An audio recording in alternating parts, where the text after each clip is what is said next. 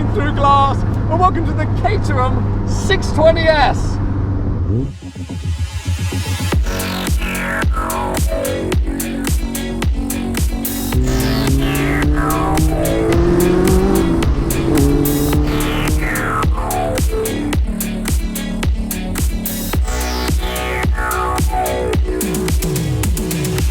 Now, long-term subscribers will know that I very rarely turn down the opportunity to get behind the wheel of any car. Why would I? It's just way too much fun trying out lots of different things. So when Caterham got in touch and said, did I want to borrow their 620S for the week, despite the fact that right now it's an average temperature of -4 degrees Celsius here in the UK, I said, hells yeah.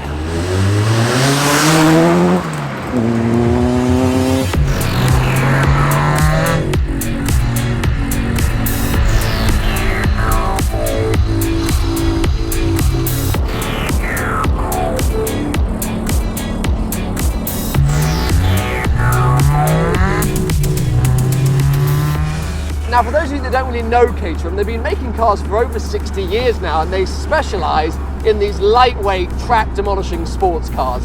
This, the 620S, is the most powerful road-biased Caterham that they make. It has a 2-litre supercharged Ford Duratec engine in it that does 0 to 60 in 3.4 seconds and puts out 310 horsepower.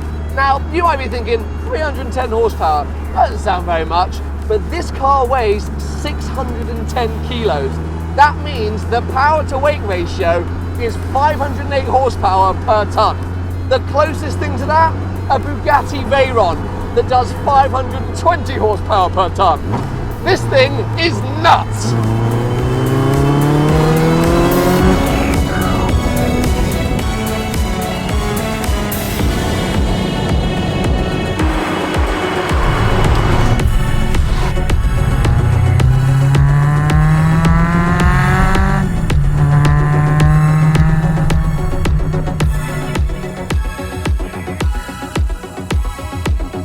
Now, to coin a phrase from the iconic internet car reviewer Doug DeMuro, this car does have quite a few quirks. Not all Caterham dashboards are the same. However, the one in the 620S is different to any other car I've ever been in. No buttons, not one button in this entire car. Instead, we get toggles for everything.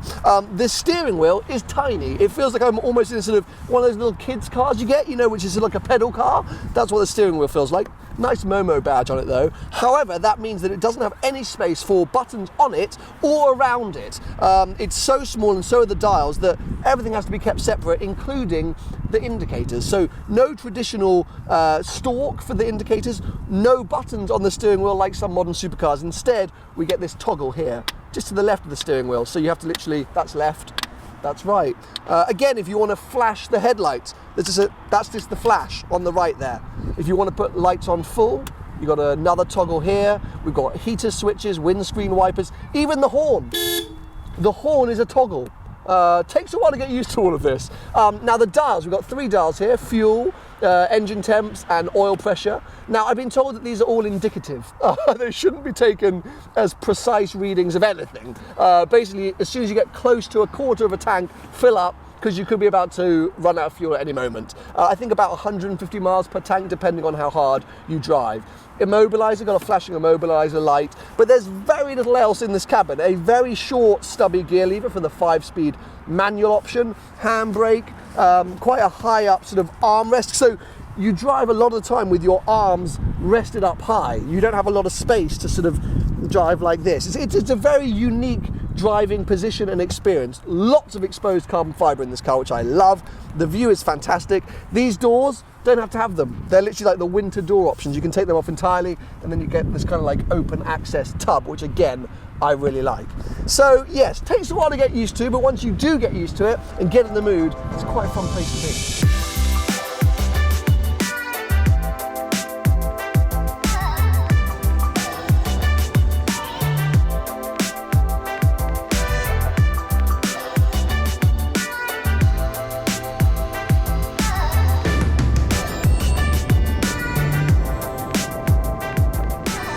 The crazy thing is, this isn't even the most hardcore 620.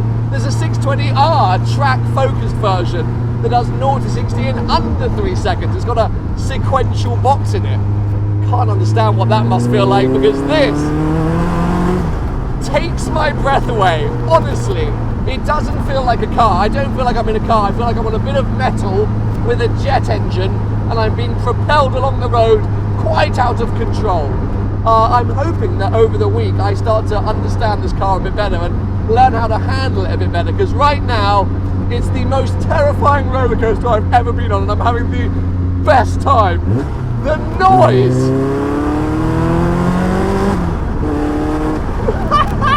is intoxicating, mainly because there's no roof.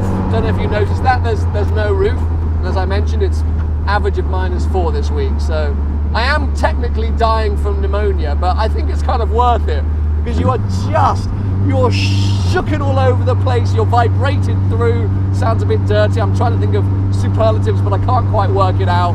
It's just such a visceral experience. Everything is shaking.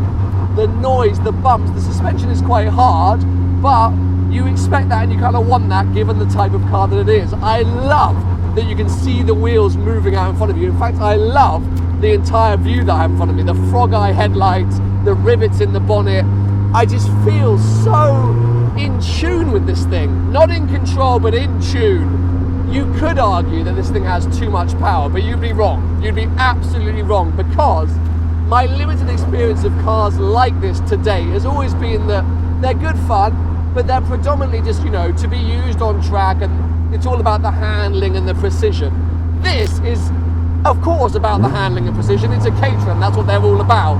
But it's also about absolutely ballistic speed.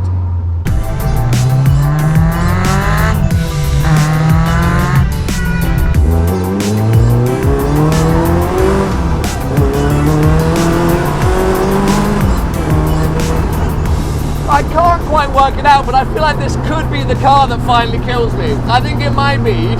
It's the lack of any driver aids. I have no ABS, no stability control, no traction control. It's all in my right foot, and these two hands that should not let go of the steering wheel and probably try and avoid some bumps.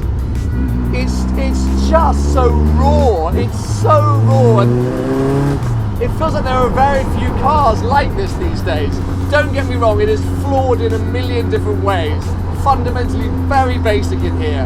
£45,000, you're only ever going to buy it for silly days like this and to take on track. There is no point in pretending that this is a dailyable car. I am going to try and daily it over the next week, because why not? But you have to have this as your toy. It's only a toy, and therefore £45,000 for a toy seems a little expensive. I'm sure there are plenty of you out there that use the Caterham day in, day out, and congratulations, you're clinically insane. Me, I just want to enjoy it for what it is, and just hoon it everywhere. Get out of my way, traffic. Why is there traffic everywhere? Bloody UK. I want an endless stretch of empty road to just crash this thing on. Oh good, this guy's turning off. Shift down a gear, let's kill myself again.